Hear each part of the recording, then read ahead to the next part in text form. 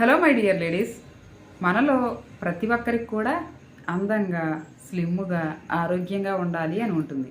కానీ ఒకసారి మనకి పిల్లలు పుట్టి సిజేరియన్స్ అయిన తర్వాత లేడీస్లో ఆటోమేటిక్గా వెయిట్ అనేది పెరిగిపోతూ ఉంటుంది. ఆ తర్వాత ఫ్యామిలీ మెంబర్స్ చేసే కామెంట్ వల్ల, మనకున్న ప్రాబ్లమ్స్ వల్ల, లేదా నచ్చిన డ్రెస్ వేసుకోలేకపోతున్నాం, మనం వెయిట్ తగ్గాలి అనే ఆలోచన వస్తుంది. దాంతో మనం ఎన్నో ప్రయత్నాలు చేస్తూ ఉంటాం. అటువంటి ప్రాసెస్లో ఒక్కొక్కసారి మనం ప్రాబ్లమ్స్ని కూడా కొని తెచ్చుకుంటూ ఉంటాం. హెల్త్ ప్రాబ్లమ్స్ కూడా వస్తూ ఉంటాయి. అటువంటిదే నా ఈ వెయిట్ లాస్ జర్నీ కూడా. నేను నా వెయిట్ లాస్ జర్నీలో ఎటువంటి ప్రాబ్లమ్స్ని ఫేస్ చేశాను, ఎటువంటి హెల్త్ ప్రాబ్లమ్స్ వచ్చాయి, మరి ఆ తర్వాత హెల్తీగా నా వెయిట్ని ఎలా తగ్గించుకున్నాను, ఇలా హెల్తీగా ఫిట్గా ఎలా ఉండగలుగుతున్నాను అనేది ఈరోజు మీతో డీటెయిల్గా షేర్ చేసుకుంటాను. నేను ఒకప్పుడు 75 కేజెస్ ఉండేదాన్ని. పిల్లలు పుట్టి సిజేరియన్స్ అయిన తర్వాత సడన్గా వెయిట్ అనేది స్పీడ్గా పెరిగిపోయింది. ఆ తరువాత నన్ను ప్రతి ఒక్కళ్ళు కామెంట్ చేసేవాళ్ళు. ఆ కామెంట్స్కి నేను చాలా బాధపడుతూ ఉండేదాన్ని. కొన్ని రోజులకి అది ఎక్కువైపోయింది. ఇంకా వెయిట్ పెరగడం, నాకు నేనే నచ్చకపోవడం, ఎలా అయినా వెయిట్ తగ్గించుకోవాలని పూర్తిగా బ్రేక్ఫాస్ట్, డిన్నర్, లంచ్ ఇలా స్కిప్ చేయడం, ఏదో ఒకటి స్కిప్ చేయడం, లేదా ఒక్కొక్క రోజు పూర్తిగా తినకుండా ఉండడం, ఇలా స్టార్ట్ చేశాను. దానితో వెయిట్ స్పీడ్గా తగ్గడం మొదలైంది. తర్వాత దాంతోపాటే హెల్త్ ప్రాబ్లమ్స్ కూడా స్టార్ట్ అయ్యాయి. ఎప్పుడు నరాలు లాగడం, కాళ్ళు చేతులు తిమ్మిర్లు, అలసటగా అనిపించడం, స్కిన్ మొత్తం డ్రైగా అనిపించడం, నిద్ర లేకపోవడం, ఇటువంటి ఎన్నో ప్రాబ్లమ్స్ స్టార్ట్ అయ్యాయి. కొన్ని రోజులకి అది కొంచెం ఎక్కువై గ్యాస్ట్రిక్ ప్రాబ్లం, బాడీ మొత్తం పెయిన్స్ ఇలా ఎక్కువైపోయాయి. అప్పుడు డాక్టర్ దగ్గరికి వెళ్ళినప్పుడు, నీకు బ్లడ్ పర్సెంట్ చాలా తక్కువగా ఉంది, నీకు ఎటువంటి శక్తి నీ బాడీలో లేదు,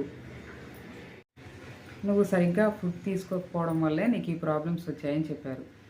ఆ తర్వాత నేను ఏదన్నా మళ్ళీ ఫుడ్ తీసుకుందాం, ముందు హెల్త్ ముఖ్యం కదా, ఈ ప్రాబ్లమ్స్ అన్నీ ఫేస్ చేయడం కంటే అని ఏదన్నా తిందామనిపించినా అది డైజెస్ట్ అయ్యేది కాదు, ఆకలి వేసేది కాదు. ఫస్ట్లో ఆకలి వేయనప్పుడు, ఈ ప్రాబ్లమ్స్ లేనప్పుడు అది కూడా మన మంచికే, వెయిట్ అయితే తగ్గుతున్నాను కదా అనుకున్న నేనే, నాకు కొంచెం ఏదైనా తినడానికి ఆకలి వేస్తే బాగుండు అనే రోజు వచ్చేసింది. ఇక మళ్ళీ డాక్టర్ దగ్గరికి వెళ్ళి ఏదైనా తినాలి అంటే నాకు ముందు ఆకలి వేయాలి కదా, ఏది తిన్నా డైజెస్ట్ అవ్వట్లేదు, నిదానంగా కడుపులో నొప్పి అలా వస్తుంది అని చెప్పాను. దానికి నిదానంగా మీ డైజెస్ట్ సిస్టమ్ మళ్ళీ అలవాటు అవ్వాలంటే కొద్దిగా స్టార్ట్ చేసి ప్రతిరోజు కూడా ఒకే టైం మెయింటైన్ చేసి తింటూ ఉండమని చెప్పారు. కానీ నేను అలా తినడం వల్ల కొన్ని రోజులకి కొద్దిగా రికవర్ అయ్యాను. మళ్ళీ డాక్టర్ దగ్గరికి వెళ్ళినప్పుడు, నువ్వు బాగా హెల్తీ ఫుడ్ తీసుకోవాలి, బాగా తినాలి, అప్పుడే నీ హెల్త్ పూర్తిగా రికవర్ అవుతుంది అని చెప్పారు. దాంతో మళ్ళీ నేను నాకు శక్తి లేదు కదా, బ్లడ్ లేదు కదా అని బాగా ఓవర్గా తినడం, ప్రతిదీ ఒక టైం అనేది లేకుండా, ఒక లిమిట్ అనేది లేకుండా ఫుడ్ తీసుకోవడం వల్ల మళ్ళీ స్పీడ్గా వెయిట్ అనేది పెరిగిపోవడం స్టార్ట్ అయింది. మళ్ళీ వెయిట్ పెరిగిన తర్వాత ఇది కరెక్ట్ ప్రాసెస్ కాదు అనేది నాకు అర్థమైంది. అప్పుడు అసలు నా బాడీకి ఎటువంటి ఫుడ్ కావాలి, మరి నేను తీసుకునే ఫుడ్ అంతా నా బాడీకి మంచిదేనా, నేను నా బాడీకి తగ్గట్టుగా ఫుడ్ తీసుకుంటున్నానా లేదా, నా వెయిట్కి తగ్గట్టుగా నేను న్యూట్రిషన్స్ అందిస్తున్నానా లేదా, విటమిన్స్ అందుతున్నాయా లేదా అనేది బాగా ఆలోచించడం స్టార్ట్ చేశాను. ఇలా కాదు అని ప్రతిరోజు లేవగానే హాట్ వాటర్ తాగడం, టీ కాఫీలు పూర్తిగా అవాయిడ్ చేయడం, 7:30కే బ్రేక్ఫాస్ట్ చేయడం, మళ్ళీ 12 కల్లా లంచ్ చేయడం, నైట్ 7 కల్లా డిన్నర్ చేయడం స్టార్ట్ చేశాను. ఆ తరువాత కొంచెం వెయిట్ తగ్గడం, అలాగే హెల్త్ కూడా కొంచెం బెటర్గా అనిపించింది. ఇలా కాదు, ఇది సరిపోదు, మన బాడీకి తగ్గ ఫుడ్ని మనం అందించాలి అనేది నేను అప్పుడు అర్థం చేసుకున్నాను. ప్రతిరోజు అసలు నేను ఏం ఫుడ్ తీసుకుంటున్నాను, ఎంత క్వాంటిటీ తీసుకుంటున్నాను, నేను తీసుకునే ఫుడ్ నా బాడీకి తగ్గ క్వాంటిటీనైనా కాదా, నేను ఒక లిమిటేషన్లో ఫుడ్ తీసుకుంటున్నానా అనేది ప్రతిరోజు చెక్ చేసుకోవడం స్టార్ట్ చేశాను. ఆ హాట్ వాటర్ని కొంచెం ప్రతిరోజు హాట్ వాటర్లో లెమన్ వేసుకొని తీసుకోవడం, బ్రేక్ఫాస్ట్ చేసేటప్పుడు అసలు ఎంత తీసుకుంటున్నాను, ఎటువంటి బ్రేక్ఫాస్ట్ తీసుకుంటున్నాను, ఈ బ్రేక్ఫాస్ట్లో ఎన్ని క్యాలరీస్ ఉన్నాయి, నా బాడీకి సరిపడా క్యాలరీస్ ఉన్నాయా లేదా అనేది ప్రతిదీ చెక్ చేయడం స్టార్ట్ చేశాను. ఇక అప్పటి నుండి ఉదయం ఏం తింటున్నాను, మధ్యాహ్నం ఏం తింటున్నాను, నైట్ ఏం తింటున్నాను అనేది ఒక బుక్లో నోట్ చేయడం స్టార్ట్ చేశాను. అలాగే ఏ టైంకి ఫుడ్ తీసుకుంటున్నాను అనేది కూడా నోట్ చేయడం స్టార్ట్ చేశాను.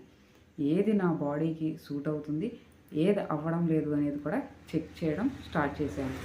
అలా నేను హెల్దీగానే నా వెయిట్ అయితే పూర్తిగా తగ్గడం స్టార్ట్ అయింది.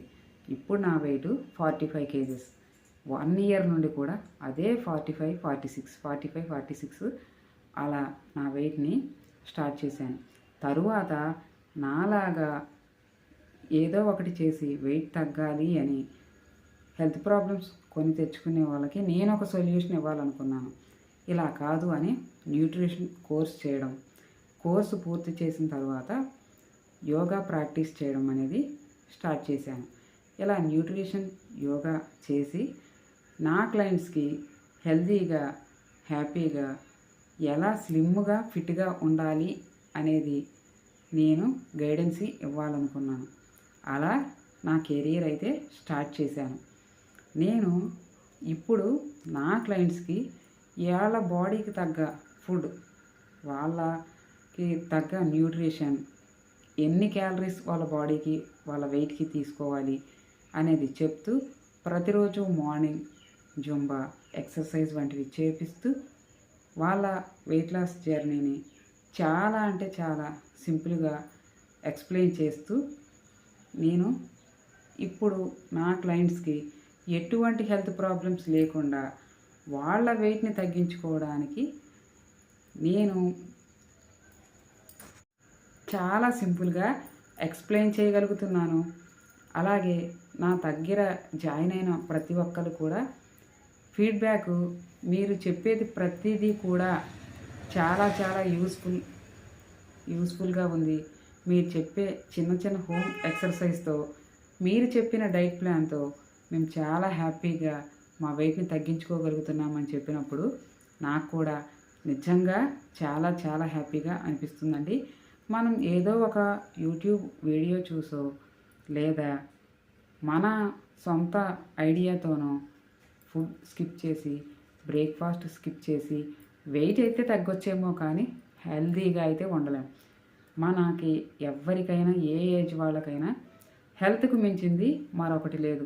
మనం ఎప్పుడైతే హెల్తీగా ఉండగలుగుతామో అప్పుడు ఆరోగ్యంగా ఉన్న మనిషి ఎప్పుడైనా సరే అందంగానే ఉండగలుగుతారనేది నా ఒపీనియన్ అండి. మరి నా వీడియో మీకు నచ్చితే తప్పకుండా ఒక లైక్ చేయండి, మీ ఫ్రెండ్స్ అండ్ ఫ్యామిలీ మెంబర్స్కి షేర్ చేయండి. Thank you.